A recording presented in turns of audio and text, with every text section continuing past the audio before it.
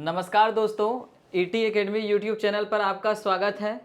आज मैं आप लोगों के बीच लूसेंट के अंतर्गत भूगोल का एक चैप्टर आता है, भारत में परिवहन।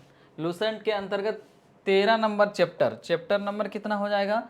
13। इसका डिस्कशन करने वाला हूँ। 13 नंबर चैप्टर जो है ये है भारत में परिवहन। तो भारत में परिवहन के अंतर्गत भारत में रेल परिवहन को हम आज पढ़ेंगे। हूबहू लूसेंट को टाइप करके मैं आप लोगों के बीच लाया हूं और इसका कुछ डिस्कशन करेंगे ताकि आप लोगों को याद करने में आसानी होगी। जैसा कि सभी जानते हैं कि लूसेंट किसी भी सरकारी नौकरी का 60 से 70% क्वेश्चन कवर करवाता है, यानी कि इसको ब्रह्मास्त्र कह सकते हैं सरकारी नौकरी का। इसलिए इसको पढ़ना बहुत ज़रूरी हो जाता है। इसका टेस्ट जो भी हम डिस्कशन करेंगे, इसका टेस्ट डेली शाम को मेरे चैनल टेलीग्राम के अंतर्गत बना हुआ है, उस पर 7:30 बजे शाम को डेली टेस्ट होता है। तो आप लोग भी जल्दी से जल्दी टेस्ट में जुड़िए और उसका डिस्कशन करेंगे डेली हम, और उम्मीद करेंगे कि आपको ज़रूर याद हो जाएगा।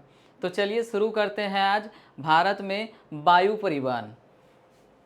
तो भारत में वायु परिवहन से पहले हम लोग रेल परिवहन और उसके बाद वायु परिवहन को देखेंगे। तो भारत में रेल प्रणाली, यानी कि भारत में रेल प्रणाली जो है कब आया, इसका क्या योगदान है, क्या इतिहास है, इसके बारे में हम लोग जानेंगे।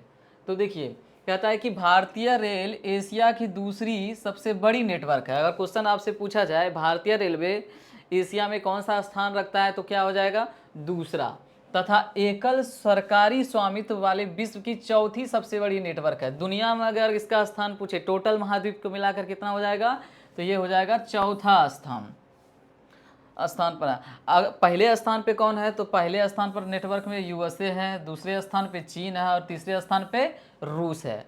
क्वेश्चन कैसे बनता है कि बोलेगा कि दुनिया में सबसे ज़्यादा रेलवे का नेटवर्क किस देश में है, तो सबसे ज़्यादा कौन सा हो जाएगा? यूएसए, यानी कि संयुक्त राज्य अमेरिका। उसके बाद बात करते हैं, भारतीय रेल विश्व का सबसे बड़ा नियोक्ता है। विश्व का सबसे बड़ा नियोक्ता का मतलब क्या हुआ? यानी कि ये सबसे ज़्यादा लोगों को नौकरी प्रदान करता है या फिर नियुक्ति करवाता है, इसीलिए भारतीय रेल को सबसे बड़ा नियोक्ता कहा जाता है। देश में, हमारे देश में जो है ना, 3 प्रकार की रेल लाइनें मिलती है। एक को कहते हैं ब्रॉड गेज, दूसरा होता है मीटर गेज, एक हो गया आपका ब्रॉड गेज, दूसरा होता है मीटर गेज, तीसरा होता है नैरो गेज। कभी कभी क्वेश्चन में पूछ देता है कि बताइए ब्रॉड गेज की चौड़ाई कितनी होती है, तो सबसे चौड़ा गेज जो होता है वो होता है ब्रॉड गेज।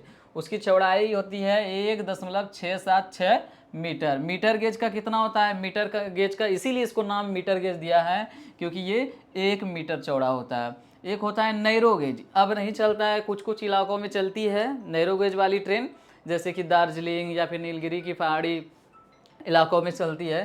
तो नैरो गेज का लंबा चौड़ाई कितना होता है? 0.610। उसके बाद देखिए, बात करते हैं कि बेल्जियम में रेल घनत्व सर्वाधिक है। बेल्जियम एक देश है जिसमें रेलवे का घनत्व, यानी कि रेलवे का जाल सबसे ज़्यादा है। कहता है कि प्रति 6.5 किलोमीटर क्षेत्रफल पर लगभग 1 किलोमीटर रेल मार्ग पाया जाता है वहाँ पर। उसके बाद उत्तरी अमेरिका महाद्वीप की बात करें तो उत्तरी अमेरिका महाद्वीप में सर्वाधिक विस्तृत रेलमार्ग तंत्र है। सर्वाधिक विस्तृत रेलमार्ग तंत्र कहाँ है? तो ये उत्तरी अमेरिका महाद्वीप में स्थित है, जो विश्व के कुल रेलमार्गों का लगभग 40% छेकता है। दुनिया के कुल रेलमार्गों का ये कितना छेकता है? 40% छेकता है। उसके बाद बात करें तो भारत में सर्वप्रथम रेल व्यवस्था की शुरुआत कब हुई थी? तो भारत में, ये सबसे इम्पोर्टेंट क्वेश्चन है, लगभग ज़्यादातर एग्जाम में ये क्वेश्चन पूछा गया है। तो ये हो गया था 16 अप्रैल 1853 में। अब कहाँ से कहाँ तक चली थी? तो ये चली थी मुंबई से थाने के बीच, उसकी दूरी कितनी थी? 34 किलोमीटर। आपसे क्वेश्चन पूछ देगा कि मुंबई से थाने के बीच जो भारत की प्रथम रेल चली थी उसकी लंबाई कितनी थी? तो 34 किलोमीटर। विश्व की सबसे पहली रेलगाड़ी कहाँ चली थी? तो 1825 में इंग्लैंड का स्थान पड़ता है स्कॉटन और डार्लिंगटन। इन दोनों के बीच चली थी। इसके बाद दूसरी रेलगाड़ी कहाँ चली, तो इसके बाद 1830 में चली लिवरपूल और मैनचेस्टर के बीच। लिवरपूल और मैनचेस्टर जो स्थित है ये भी इंग्लैंड में स्थित है। यानी कि विश्व की पहली रेलगाड़ी कहाँ चली थी, इंग्लैंड में। कहाँ से कहाँ तक चली थी, स्कॉटन और डार्लिंगटन के बीच। भारतीय रेलवे बोर्ड, अब भारत में क्या होता है कि रेलवे को कंट्रोल करने के लिए एक बोर्ड बनाया गया है कि भारत में जो टोटल रेलवे है इसका कंट्रोल कहाँ से किया जाए, तो ये कौन करता है, भारतीय रेलवे बोर्ड करता है। इसकी स्थापना कब किया गया था, 1905 में ही किया गया था, यानी कि भारत की आज़ादी से पहले ही। उस समय कौन थे, वायसराय पूछा जाता है, तो ये थे लॉर्ड कर्जन थे। नेक्स्ट देखते हैं, कहता है कि रेल वित्त को, यानी कि रेल वित्त या फिर बजट 1924-25 के बाद एटवर्थ कमेटी की सिफारिश पर सामान्य राजस्व से अलग किया गया। यानी कि रेल बजट को सामान्य बजट से कब अलग किया गया था, तो 1924-25 में अलग किया गया था। ये क्वेश्चन पूछा जाता है कि रेलवे बजट जो है सामान्य बजट से कब अलग हुआ, 1924-25 में। भारतीय रेल का राष्ट्रीयकरण, यानी कि इसको सरकारी कब माना गया, राष्ट्रीयकरण किया गया 1950 में। 2017 में इधर ही बात है, 2017 में क्या किया गया, फिर रेल बजट को केंद्रीय बजट में मिला गया, यानी कि सामान्य बजट में मिला दिया गया। ये क्वेश्चन भी बहुत ज़्यादा इंपॉर्टेंट होता है, कई एग्जाम में मैंने देखा है पूछा गया है कि भारतीय रेलवे को रेल बजट को सामान्य बजट में कब मिला दिया गया, तो ये हो जाएगा 2017। इंपॉर्टेंट क्वेश्चन है, हमको पीटी में पूछा गया था बीएसएससी में। भारतीय रेल प्रशासन और प्रबंध की जिम्मेवारी किसको दिया गया है, रेलवे बोर्ड को दिया गया है, जिसको अभी हम बता दिए।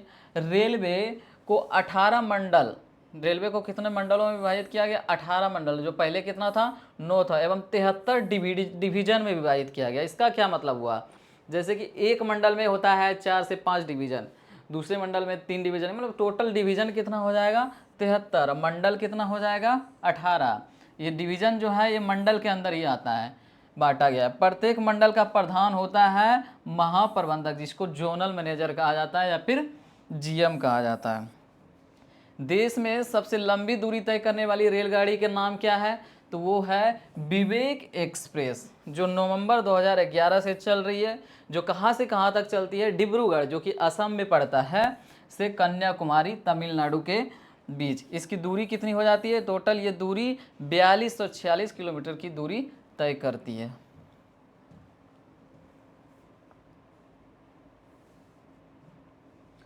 भारत में सबसे तेज गति से चलने वाली ट्रेन अभी जो वर्तमान में है वो है वंदे भारत, जिसकी अधिकतम गति 180 किलोमीटर है, लेकिन अभी इसे 160 किलोमीटर प्रति घंटा की गति से चलाया जा रहा है।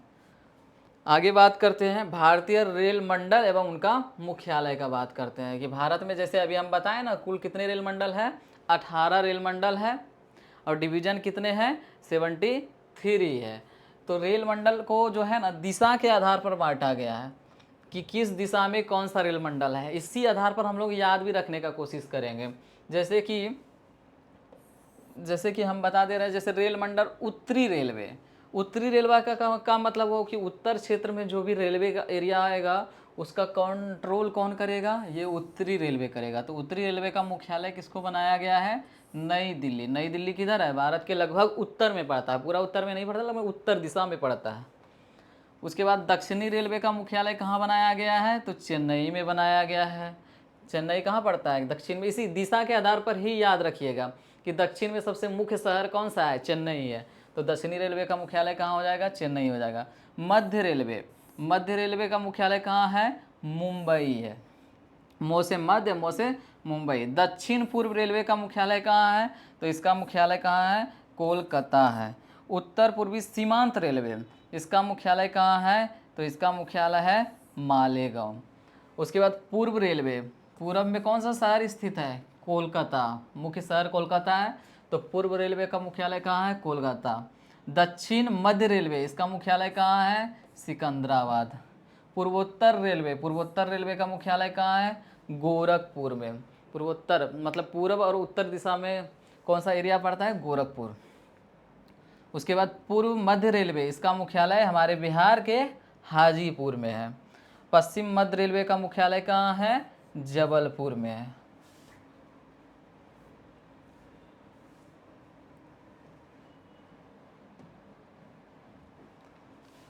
उत्तर मध्य रेलवे का मुख्यालय कहाँ है? इलाहाबाद में है।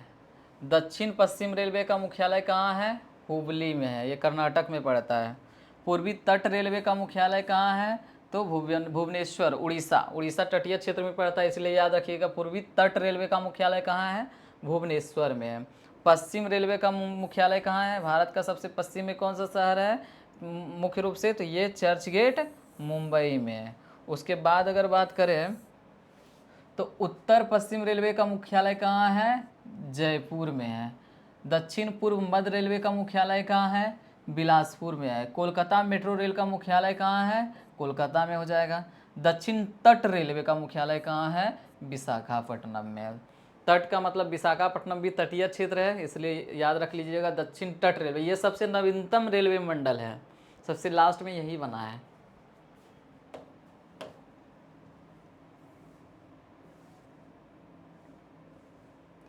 भारतीय रेल को 18वें मंडल के रूप में घोषित किया गया है। किसको? दक्षिण तट रेलवे को, जो कि बताया सबसे लास्ट में बना है दक्षिण तटीय रेलवे। ये इसका मुख्यालय कहाँ है? विशाखापट्टनम में है। हो गया ये बात है। जापान की एमसी मैगलेव ट्रेन दुनिया की सबसे तेज गति से चलने वाली ट्रेन है। अभी अगर आपसे पूछ दे कि दुनिया की सबसे तेज चलने वाली ट्रेन कौन सी है, तो एमसी मैगलेव ट्रेन कहाँ चलती है? तो जापान में चलती है, जिसमें 2015 में ये जानते 603 किलोमीटर प्रति घंटा की स्पीड से चली थी। कौन सी ट्रेन? एमसी मैगलेव ट्रेन, जो कि जापान की है। 2023 के अनुसार भारतीय रेल मार्ग की लंबाई जो है, ये भी इम्पोर्टेंट क्वेश्चन बन जाता है, 68,103 किलोमीटर है, जिसमें 65,141 किलोमीटर ब्रॉड गेज के हैं, यानी कि बड़ी लाइन है। भारत में पहली विद्युत ट्रेन कब चली थी? बॉम्बे में बीटी कुर्ला हार्बर के बीच, बॉम्बे की बीटी और कुर्ला हार्बर के बीच चली थी 3 फरवरी 1925 को। ये भी इंपॉर्टेंट क्वेश्चन बन जाता है कि भारत में प्रथम विद्युत ट्रेन कब चली थी? 3 फरवरी 1925 को। कहाँ से कहाँ चली थी? बॉम्बे की बीटी प्लस कुर्ला हार्बर के बीच चली थी। डेक्कन क्वीन बिजली से चलने वाली पहली सवारी गाड़ी थी। सवारी गाड़ी की बात करता है कि पहली सवारी गाड़ी कौन सी थी जो कि बिजली से चली थी, तो उसका नाम क्या है? डेक्कन क्वीन है, जो 1 जून 1930 को मुंबई और पुणे के बीच चली थी। 1 जून 1930 को मुंबई और पुणे के बीच चली थी डेक्कन क्वीन। अब देखिए, कहता है कार्यरत विश्व का सबसे पुराना भाप इंजन फेरी क्वीन है, मतलब ये अभी भी चल रही है। ये कौन सी इंजन है? फेरी क्वीन। 1 मार्च 1969 को पहली राजधानी एक्सप्रेस रेलगाड़ी नई दिल्ली से हावड़ा के बीच चली थी। राजधानी एक्सप्रेस कब चली थी? 1 मार्च 1969 को। किसके किसके बीच? तो राजधानी में जाएगा, पहला तो राजधानी हो जाएगा नई दिल्ली और दूसरा हावड़ा। भारतीय रेलवे ने दिल्ली मुंबई और दिल्ली हावड़ा कॉरिडोर पर कवच स्वचालित ट्रेन सुरक्षा प्रणाली तैनात की। इसका क्या मतलब हुआ कि एक ऐसा सिस्टम जनरेट किया है भारतीय रेलवे ने, अगर आमने सामने जो ट्रेन आ जाए तो वो अपने आप बंद हो जाएगी या फिर रुक जाएगी, उसमें ब्रेक अपने आप लग जाएगा। तो ये सिस्टम मात्र 2 जगह लगाया गया है। कहाँ कहाँ लगाया गया है? दिल्ली मुंबई और दिल्ली हावड़ा कॉरिडोर पर लगाया गया है।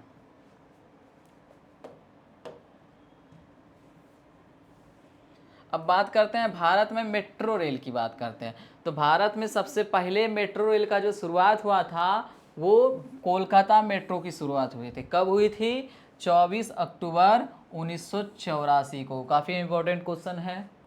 उसके बाद कौन सा मेट्रो आया? उसके बाद आया दिल्ली मेट्रो। इसकी शुरुआत कब हुई? 25 दिसंबर 2002 को 30 हजारी से शहादरा के बीच। 30 हजारी एक शहर पड़ता है दिल्ली में और शहादरा एक शहर पड़ता है, इसके बीच चली थी। और कोलकाता मेट्रो कहाँ से कहाँ तक चली थी? ये दमदम से टॉलीगंज तक चली थी। दमदम से टॉलीगंज।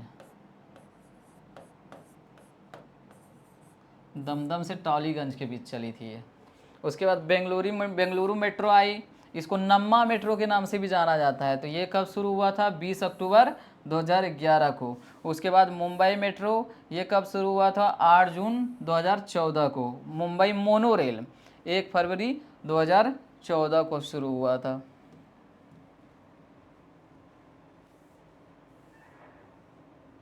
इसके अलावा जितना शहर मैंने बताया कि इन शहरों में मेट्रो रेल है, बाकी शहर जो जैसे कि जयपुर, चेन्नई, लखनऊ, चंडीगढ़, भोपाल, गुवाहाटी, पुणे और पटना में मेट्रो बन रही है या फिर निर्माणाधीन है। हमारे पटना में भी मेट्रो लगभग 2025 तक शुरू होने की संभावना है। लंदन मेट्रो दुनिया का सबसे पहली मेट्रो रेल थी। दुनिया की सबसे पहली मेट्रो रेल कौन थी? तो वो थी लंदन मेट्रो, जिसकी शुरुआत 10 मई 1963 को हुई थी। अगर ये क्वेश्चन पूछ दिया जाए कि दुनिया की पहली मेट्रो रेल की शुरुआत कब हुई थी, तो वो हुई थी 10 मई 1963 को। भारतीय रेलवे से जुड़े विश्व धरोहर स्थल, यानी कि भारत का कुछ रेलवे स्थल ऐसे हैं जिसको कि विश्व धरोहर स्थल के रूप में नामित किया गया है। तो ये कौन कौन से हैं? तो ये दार्जिलिंग हिमालयन रेलवे है, छत्रपति शिवाजी टर्मिनल है, नीलगिरी माउंटेन रेलवे है और कालका शिमला। सारे के सारे जो है ये 3 है पहाड़ी इलाके वाले। छत्रपति शिवाजी टर्मिनल जो है इस पे विशेष रूप से इसको धरोहर में घोषित किया गया है। भारतीय रेलवे द्वारा 5 अगस्त 2016 को पहली बार रेल गीत हमें प्यार है भारतीय रेल से अपनाया गया था। ये कब, कितना मिनट का था? 3 मिनट का। इसको गाया कौन था? इसको गाने वाला था आपका, इसको लिखा सबसे पहले किसने था? तो लिखा था सत्य प्रकाश ने। लिखा किसने था? सत्य प्रकाश ने लिखा था। और श्रवण के संगीत निर्देशन में उदित नारायण ने गाया था। किसने गाया था? उदित नारायण ने। लिखा किसने था? सत्य प्रकाश ने। और कविता कृष्णमूर्ति, फीमेल में कविता कृष्णमूर्ति है और मेल में उदित नारायण ने गाया था। हमें भारतीय रेलवे से प्यार है।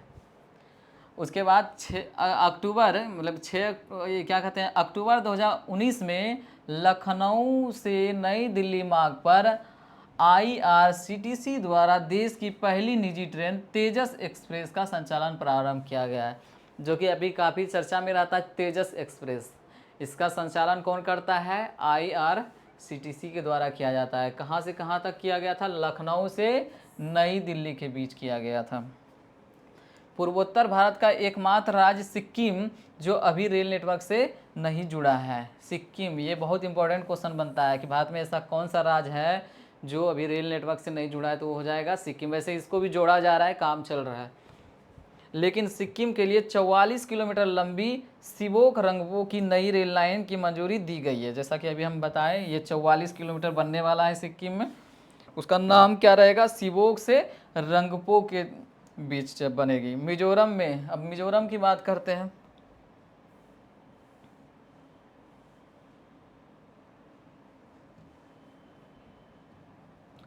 मिजोरम में एकमात्र रेलवे स्टेशन बैराची है। देखिए कभी कभी क्वेश्चन कंफ्यूज, ऑप्शन में आपको ये भी आएगा मिजोरम। अगर आपसे पूछ देगा कि भारत का कौन सा ऐसा राज्य है जहाँ पर भारतीय रेलवे का नेटवर्क नहीं है, तो सिक्किम रहेगा, तो मिजोरम भी रहेगा। तो मिजोरम में एक स्टेशन है जिसका नाम क्या है? बैराची है। वर्ष 2023 तक वहाँ पर स्थापित किया गया था। मणिपुर वर्ष 2021 में रेलवे नेटवर्क से जुड़ा था। देखिए ये 3 राज्य हो गया आपका। सिक्किम में अभी तक जुड़ा ही नहीं है। बैराची यानी कि मिजोरम में अभी हाल ही में वर्ष 2023 में शुरू किया गया और मणिपुर में 2021 में शुरू किया गया था। अब भारतीय रेलवे के बारे में महात्मा गांधी ने एक शब्द कहा था। उनका मानना था कि भारतीय रेलवे ने विविध संस्कृति के लोग, यानी कि तरह तरह के संस्कृति के लोगों को एक साथ लाकर भारत के स्वतंत्रता संग्राम में योगदान दिया है। मतलब भारतीय रेलवे जो है ना, भारत को स्वतंत्र कराने में भी अपना भूमिका निभाया है। क्योंकि 1905 या फिर 1853 में ही शुरू हुआ है, तो दूर दराज में जाने के लिए लोग रेलवे के साधन का उपयोग उस समय किया करते थे। अब बात करते हैं भारत में वायु परिवहन की। भारत में वायु परिवहन, अभी रेल परिवहन देख लिए, अब बात करते हैं भारत में वायु परिवहन का।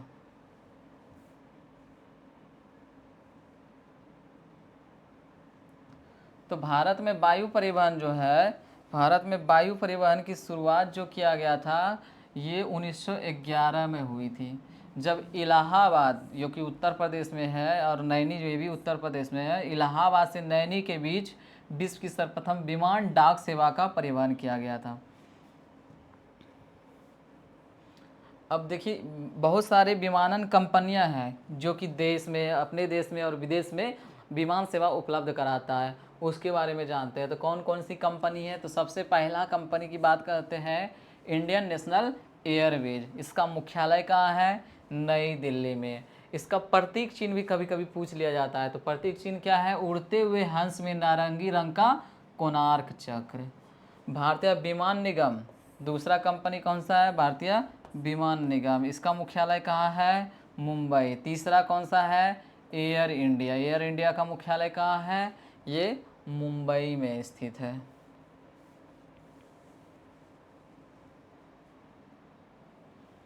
भारतीय विमान निगम के बारे में जैसा कि अभी हम बताए, ये क्या करता है? देश के आंतरिक भागों के अतिरिक्त समीपवर्ती देशों जैसे नेपाल, पाकिस्तान, श्रीलंका, बांग्लादेश, मालदीव, म्यांमार और अफगानिस्तान जो अपने पड़ोसी देश है, इन सब देशों में भी अपना सेवाएं उपलब्ध करवाता है। एयर इंडिया, एयर इंडिया का काम है? ये विदेशों में अपनी सेवा उपलब्ध करवाता है। तो विदेशों में कौन सी कंपनी सेवा उपलब्ध करवाता है? तो ये हो जाएगा एयर इंडिया। अगर आपसे क्वेश्चन पूछ दिया जाए कि भारत के पड़ोसी देशों में कौन सी विमानन कंपनी अपनी सेवा देता है, तो वो हो जाएगा भारतीय विमान निगम। उसके बाद क्या हुआ? 1981 में देश में घरेलू उड़ान के लिए वायुदूत नामक तीसरे निगम की स्थापना की गई थी। ये दो निगम हो गया, भारतीय विमान निगम भारत में प्लस भारत के पड़ोसी देशों में, और एयर इंडिया विदेशों में। अब 1981 में एक तीसरे निगम का स्थापना किया गया जिसका क्या नाम दिया गया? वायुदूत। इसकी स्थापना की गई जिसे भारत में, जिसको बाद में किया गया भारतीय विमान निगम में इसको विलय कर दिया गया। क्यों कर दिया गया? क्योंकि ये भी देश के अंदर ही सेवा उपलब्ध करवाता था।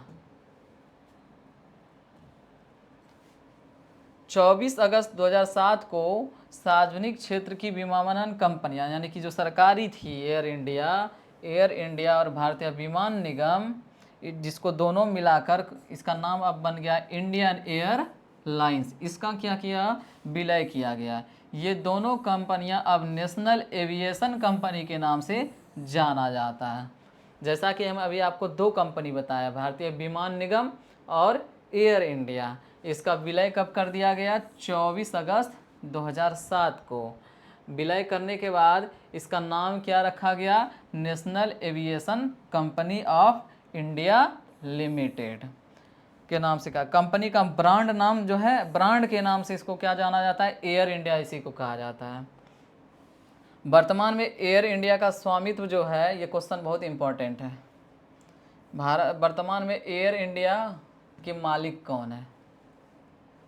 तो वर्तमान में एयर इंडिया का स्वामित्व कौन है? टाटा समूह के पास है। टाटा समूह की होल्डिंग कंपनी टाइलेस प्राइवेट लिमिटेड ने 8 अक्टूबर 2021 को 18,000 करोड़ रुपये की बोली लगाकर एयर इंडिया को अधिग्रहित कर लिया। 27 जनवरी 2022 को अधिग्रहण की प्रक्रिया पूरी कर एयर इंडिया का प्रबंधन एवं नियंत्रण टाटा समूह ने संभाल लिया। एयर इंडिया का मालिक अब कौन हो गया है? टाटा समूह ने। कितना का बोली लगाया था? तो 18,000 करोड़ का।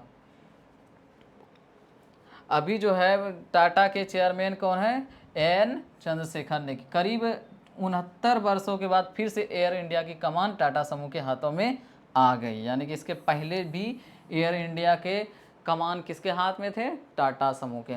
अब बात करते हैं पवन हंस लिमिटेड, ये क्या है? तो पवन हंस लिमिटेड इसका क्या काम है? तो इसकी स्थापना जो है कब किया गया था? तो इसकी स्थापना जो किया गया था 1985 ईस्वी में की गई थी। इसका मुख्य उद्देश्य क्या था? इसका मुख्य उद्देश्य जो था तेल क्षेत्र में तेल की खोज के लिए हेलीकॉप्टर सेवाएं उपलब्ध कराना।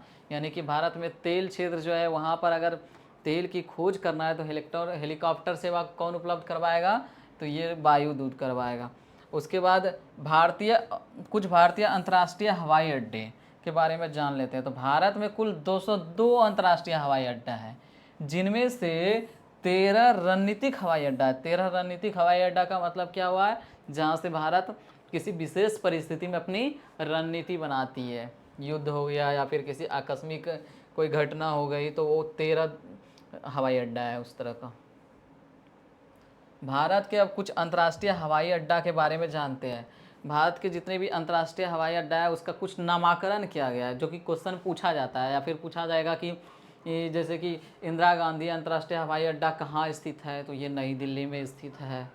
तो इंदिरा गांधी अंतर्राष्ट्रीय हवाई अड्डा कहाँ स्थित है, ये नई दिल्ली में। दूसरा मुंबई का सबसे बड़ा हो गया छत्रपति शिवाजी अंतर्राष्ट्रीय हवाई अड्डा कहाँ हो जाएगा, ये मुंबई। नेताजी सुभाष चंद्र बोस अंतर्राष्ट्रीय हवाई अड्डा कहाँ है, ये कोलकाता में स्थित है।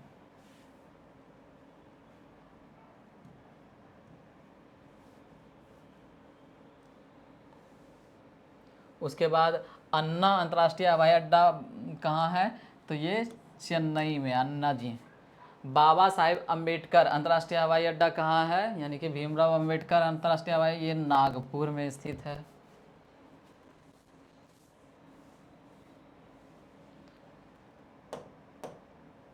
उसके बाद क्या कहते हैं, सरदार वल्लभ भाई पटेल अंतर्राष्ट्रीय हवाई अड्डा अहमदाबाद में, गुजरात में, वहीं के थे, गुजरात के ही थे। उसके बाद गोपीनाथ बारडोली अंतर्राष्ट्रीय हवाई अड्डा, ये कहाँ है, गुवाहाटी में है। चौधरी चरण सिंह अंतर्राष्ट्रीय हवाई अड्डा कहाँ है, ये लखनऊ में है। श्री गुरु रामदास जी अंतर्राष्ट्रीय हवाई अड्डा कहाँ है, अमृतसर में स्थित है। उसके बाद त्रिवेंद्रम अंतर्राष्ट्रीय हवाई अड्डा कहाँ है, ये तिरुवनंतपुरम में पड़ता है। कालीकट अंतर्राष्ट्रीय हवाई अड्डा कहाँ है, ये कोझिकोड में है। शेख आलम अंतर्राष्ट्रीय हवाई अड्डा मुस्लिम के नाम से, तो मुस्लिम इलाका कौन से है, जम्मू कश्मीर, तो ये हो जाएगा श्रीनगर। राजीव गांधी अंतर्राष्ट्रीय हवाई अड्डा कहाँ है, तो ये हैदराबाद में स्थित है। अगर बात करें कोचीन अंतर्राष्ट्रीय हवाई अड्डा, तो कोचीन में होगा, ये कोच्चि है। वीर सावरकर अंतर्राष्ट्रीय हवाई अड्डा पोर्ट ब्लेयर, जो कि अंडमान निकोबार की राजधानी है, ये इंपॉर्टेंट है, पूछ दिया जाता है कभी कभी कि वीर सावरकर अंतर्राष्ट्रीय हवाई अड्डा कहाँ है, तो ये पोर्ट ब्लेयर में है। डाबोलिम अंतर्राष्ट्रीय हवाई अड्डा कहाँ है, गोवा में। डाबोलिम नेशनल पार्क भी है, ये कहाँ स्थित है, गोवा में। कैंपेगोडा अंतर्राष्ट्रीय हवाई अड्डा कहाँ है, ये बंगलुरु में है। कैंपेगौड़ा जो थे, ये शायद बंगलुरु के प्रथम मुख्यमंत्री थे, यानी कि बंगलुरु कर्नाटक के प्रथम मुख्यमंत्री कौन थे, कैंपेगौड़ा जी थे शायद। उसके बाद मंगलुरु अंतर्राष्ट्रीय हवाई अड्डा कहाँ है, मंगलुरु में। देवी अहिल्याबाई होलकर अंतर्राष्ट्रीय हवाई अड्डा इंदौर। सांगेर अंतर्राष्ट्रीय हवाई अड्डा कहाँ है, ये जयपुर में है, सांगनेर। कोयम्बटूर अंतर्राष्ट्रीय हवाई अड्डा कहाँ है, तो ये कोयम्बटूर में स्थित है। उसके बाद तिरुचिरापल्ली अंतर्राष्ट्रीय हवाई अड्डा कहाँ है, तो तिरुचिरापल्ली में है। लाल बहादुर शास्त्री अंतर्राष्ट्रीय हवाई अड्डा कहाँ है, तो वाराणसी में है, ये भी इम्पोर्टेंट है। बागडोगरा अंतर्राष्ट्रीय हवाई अड्डा कहाँ है, तो सिल्लीगुड़ी, ये कहाँ पड़ता है, असम में पड़ता है। सूरत अंतर्राष्ट्रीय हवाई अड्डा कहाँ है, तो सूरत में है। बीजू पटनायक अंतर्राष्ट्रीय हवाई अड्डा कहाँ है, तो भुवनेश्वर में है, ये भी इम्पोर्टेंट हो जाता है। कन्नूर अंतर्राष्ट्रीय हवाई अड्डा कहाँ है, कन्नूर में है। मिदुरई अंतर्राष्ट्रीय हवाई अड्डा कहाँ है, तो मिदुरई में है। जयप्रकाश नारायण अंतर्राष्ट्रीय हवाई अड्डा हमारे बिहार के पटना में है। गया अंतर्राष्ट्रीय हवाई अड्डा कहाँ है, गया में है। मनोहर पारिकर अंतर्राष्ट्रीय हवाई अड्डा कहाँ है, तो ये है मोपा, एक क्षेत्र पड़ता है गोवा में, तो वहाँ पर स्थित है। उसके बाद इम्फॉल अंतर्राष्ट्रीय हवाई अड्डा कहाँ है, इम्फॉल में है। शेख आलम अंतर्राष्ट्रीय हवाई अड्डा कहाँ है, तो ये श्रीनगर में है। अब देखिए कुछ ऐसे अंतर्राष्ट्रीय हवाई अड्डा है जो सौर ऊर्जा से संचालित है, पूर्णतः शक्तिकृत, विश्व का प्रथम अंतर्राष्ट्रीय हवाई अड्डा सौर से, मतलब सौर ऊर्जा से चलने वाला, तो कौन सा है, तो ये चला था कोचीन अंतर्राष्ट्रीय हवाई अड्डा। ये कौन सा हो जाएगा, कोचीन अंतर्राष्ट्रीय हवाई अड्डा। कोची विश्व का पहला पूर्णतः सौर ऊर्जा से संचालित हवाई अड्डा है। अगर ये क्वेश्चन पूछता है कि दुनिया में ऐसा कौन सा हवाई अड्डा है जो सौर ऊर्जा से संचालित है, तो वो हो जाएगा आपका कोच्चि। इंपॉर्टेंट क्वेश्चन है। जैसे कुछ अन्य प्रमुख हवाई अड्डे जो सौर ऊर्जा से संचालित हैं उसके बारे में देखते हैं। तो ये देखिए बिरसा मुंडा हवाई अड्डा रांची में है। शहीद भगत सिंह हवाई अड्डा कहाँ है? चंडीगढ़ में है। महाराजा वीर विक्रम किशोर हवाई मणिपुर हवाई अड्डा कहाँ है? तो ये अगरतला में है। महाराजा अग्रसेन हवाई अड्डा कहाँ है? तो हिसार में है। उसके बाद बात करते हैं, नागरिक उड्डयन मंत्रालय ने मार्च 2020 में आवश्यक वस्तुओं की आपूर्ति में तेजी सुनिश्चित करने के लिए जीवन रेखा उड़ान सेवा शुरू किया। इसके तहत देश के सभी हिस्सों तक व्यक्तिगत संरक्षणात्मक साधन और दवा और आदि की आपूर्ति की जाती है। चलिए यहीं तक आज याद करने के लिए दिए थे, इसका डिस्कशन जहाँ तक हमसे हो पाया वहाँ तक कर दिए। उम्मीद करते हैं थोड़ा सा आप लोगों के दिमाग में घुसा होगा। नेक्स्ट वीडियो में थोड़ा आज जो है ना इसका डायग्राम बनाने का टाइम नहीं मिल पाया क्योंकि ऑफिस में दिन भर लगभग 6 बजे तक थे। नेक्स्ट वीडियो में इससे अच्छा टॉपिक बना के लाएंगे, थोड़ा डायग्राम से सेट करेंगे, मैप के द्वारा पढ़ाएंगे। चलिए आज के लिए इतना ही। तो टेलीग्राम में टेस्ट जो लोग दे रहे हैं वो लोग देख लीजिए, और जो लोग नहीं जुड़े हैं जल्दी से जुड़ जाइए। 3 से 4 महीने में हम लोग पूरा लूसेंट को कवर करेंगे। धन्यवाद।